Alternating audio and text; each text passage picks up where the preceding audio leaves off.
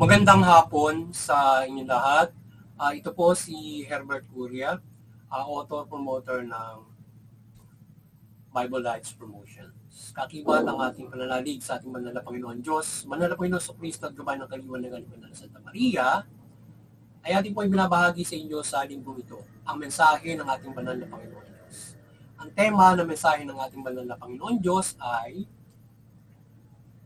gabay sa pamahalaan at na mamahala ng matuwid at sa pananalapi sa paglilingkod sa Diyos at sa inyong mga bayan o sa mga inyong nasasakupan. Ngayon po ay babasahin ko sa inyo ang mensahe ito mula po doon sa Bagong Tipan o mabuting balita na paghahari ng ating banal na Panginoon Diyos sa pamamagitan ng banal na Panginoong Hesus Kristo.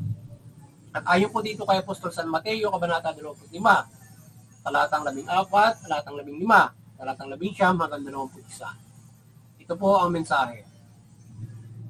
Ang paghahari ng Diyos ay matutulad dito.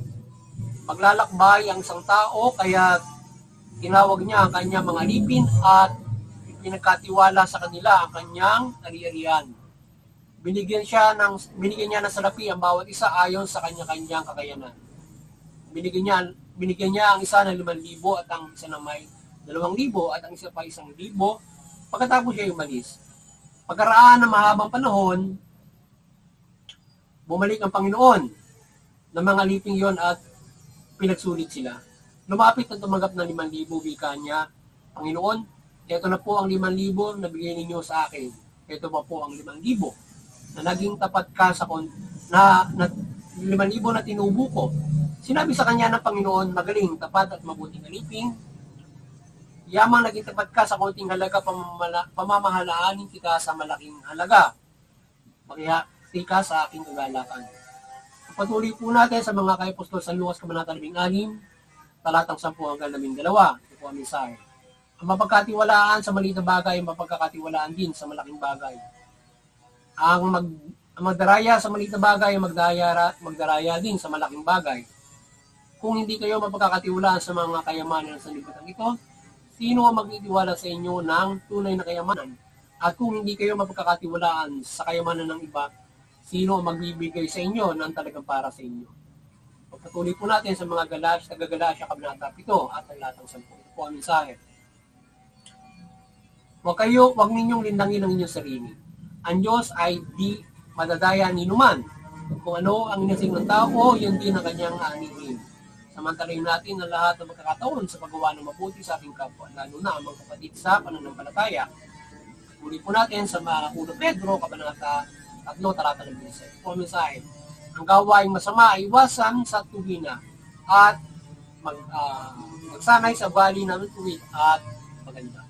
Ito po ang mensahe at salita ng ating banal na Panginoon Diyos sa ating pagbabahagi ng mabuting balita dito sa Bible Lights Promotions. Yan. Ating pong pasalamatan ng ating banal na Panginoon Diyos, banal na Panginoon sa Kristo, banal na Espiritu Santo, kaya hindi ng banal na Santa Maria. Yan. Maraming salamat po sa ating banal na Panginoon Diyos, banal na Panginoon sa Kristo, banal na Espiritu Santo, at banal na Santa Maria.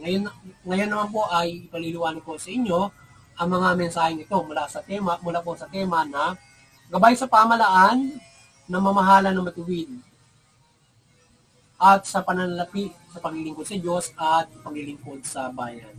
So yan, nais pong ipabatid sa atin ng ating banal na Panginoon Diyos mula sa pinahayag niya sa pamamagitan ng banal na Panginoon sa Kristo dito sa mabuting balita na nais niya na yung mga kapamalaan, maging mga pangkaraniwang tao na tayong lahat ay binigyan kagaya ng ating lupa na ito ay ating ulit-ulit na rin natin na binahagi ang aral na ito ng ating banal na gabay na ito ng banal na Panginoon na tayong lahat ay